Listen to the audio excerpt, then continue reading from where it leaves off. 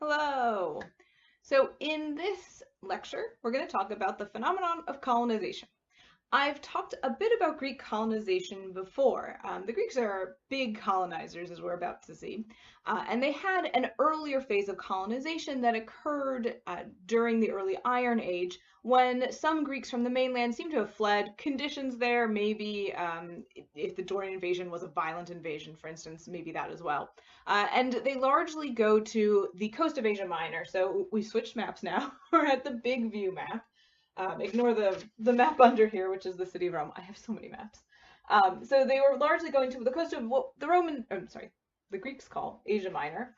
We call Turkey today, and they were largely colonizing the coast here in the regions that are known as Ionia and Aeolia.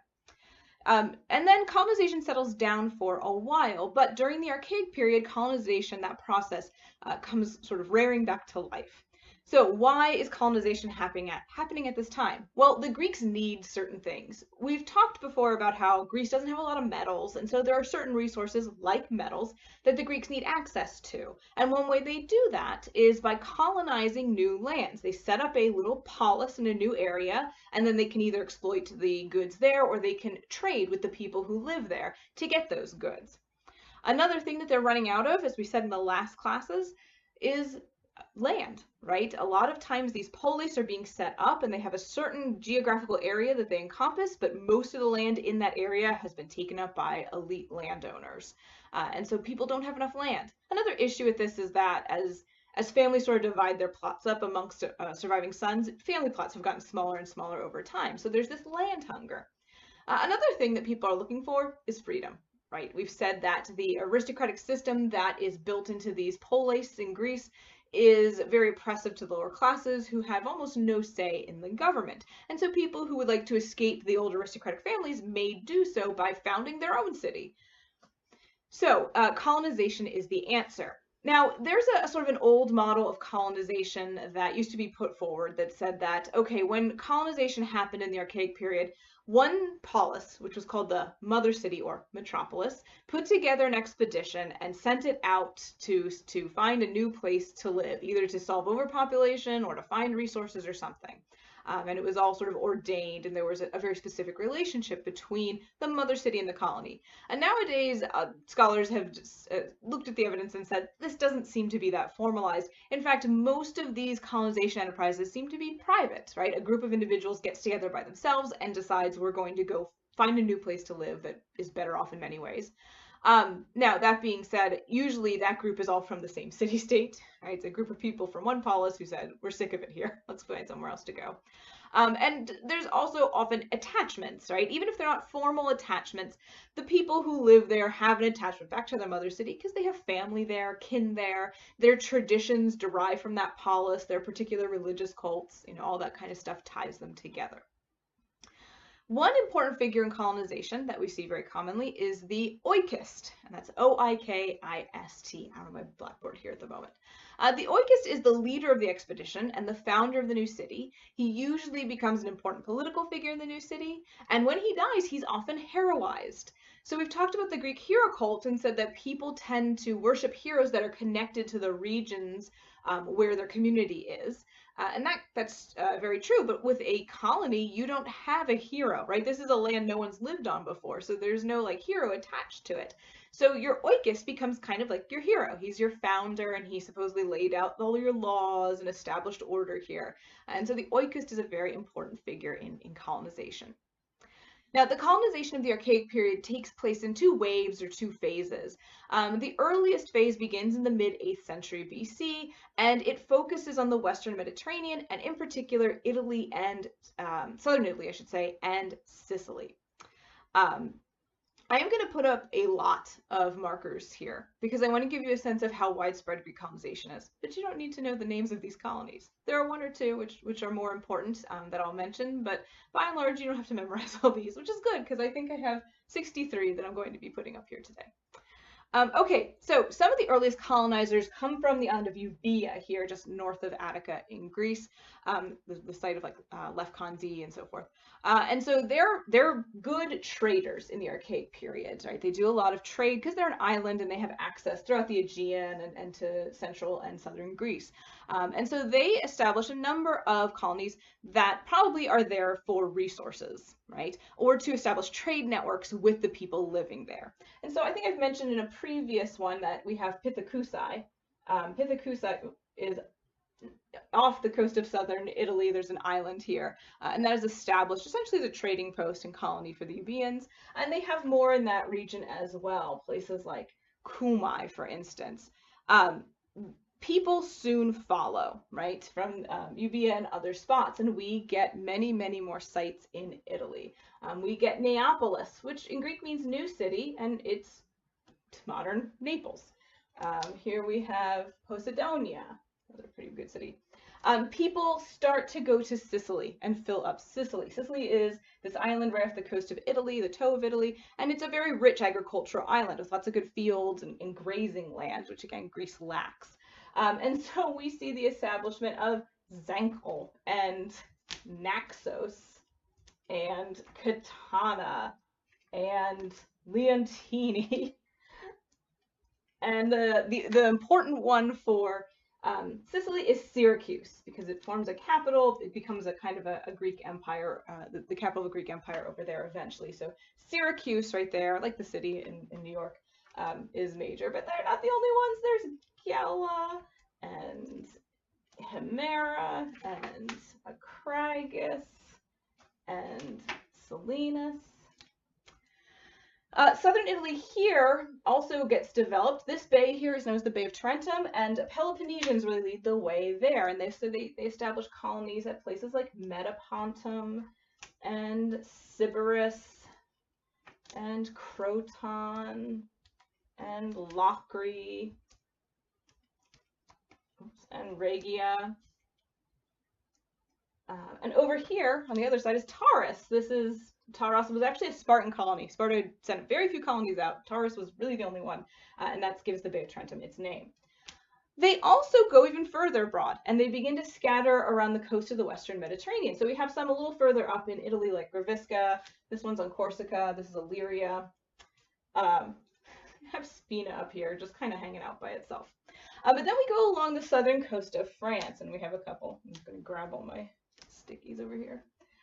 We have Nicaea, we have Olbia, we have Massilia. Massilia is modern French Marseille, if you've ever heard the town of Marseille. Agathe, Emporium, we're now getting into Spain. And so we have a couple like, what's that, Hemeroscopium, and as well, Marinace, I think, is over there. And so this is our first wave that kind of encompasses the Western Mediterranean, right? They're even going down into the coast of North Africa. And so we begin to see ones here. Euasperides is here, Barca is here, Apollonia. And another major one is Cyrene, right there, just inland. This phase of colonization comes to an end, though, somewhere around 600 BC, maybe a little earlier. It slows down, and it is because right here on the coast here, there's a city called Carthage. Carthage is not a Greek city. It's actually a colony of the Phoenicians here. It was established by people coming from like modern Syria, and it is the capital of a pretty mighty naval empire. It kind of skirts the coast here. It has bits of Sicily. It's got Sardinia and bits of Corsica, bits of southern Spain it controls. And so it's the capital of a pretty mighty empire, and one that's growing and growing. And as it grows and grows and becomes mightier and mightier, it really limits the opportunities that the Greeks have to colonize, right? Because the Carthaginians are claiming a lot of land for themselves. And so because of this, they turn their focus now to the east. And they now focus on the Aegean, especially the northern Aegean, and then the northern coast of Asia Minor, and this whole coast of the Black Sea. And so we see a lot of city-states our colonies popping up here. First up, we have sort of in northern Greece on the western coast, Epidamnus and Apollonia. A little further up, Corcyra is an island that I didn't bother marking on this big map. We'll talk about Corcyra a couple times. It's one of the reasons for the Peloponnesian War later is because of issues with Corcyra, between Corcyra and Corinth. This region here in northern Greece, and really this is the region known as Thrace. It's a region that has access to a lot more metals and a lot more grazing and growing land. So we see places like Potidaia and Abdera and Cestus and Abydos. Syracuse here, right, and Asia Minor, right. And then this coast of the Black Sea here, like I said, all around it gets filled with Greek colonies because there is a lot of good wheatland, farmland all around here that the Greeks want access to. So we can just go around. We've got Chalcedon, we've got Heraclea, we've got Sinope, we've got Amisus, we've got Trapezus, we've got Phasis, we've got Dioscurius, we have maybe my favorite one, Phanagoria, Tanis, Tanticapium, Theodosia, Olbia, a second Olbia in fact, Tyrus, let's see, we've got Istris, Calatus, Odessus, Mesembria, and then I'm ending here on Byzantium. So Byzantium is one of the few that's important to know. I said Syracuse before, and then Byzantium. Byzantium's important because the city of Megara in Greece, in central Greece, founds it. And it's not so important right away, but it really controls this little strait that leads from the Black Sea down to the northern Aegean. And so it's incredibly strategically sited. And it is what becomes later the cities of Constantinople and then Istanbul. And so it becomes one of the great cities of the world. All right. Other than that, there's just a few here and there that they're doing this time fastless. They're not going to put a lot in this region, and that's because there are people living there in pretty big empires. You've got the Kingdom of Egypt here. All you get here is now Cratis, which is really a trading post that they're allowed to put in Egypt.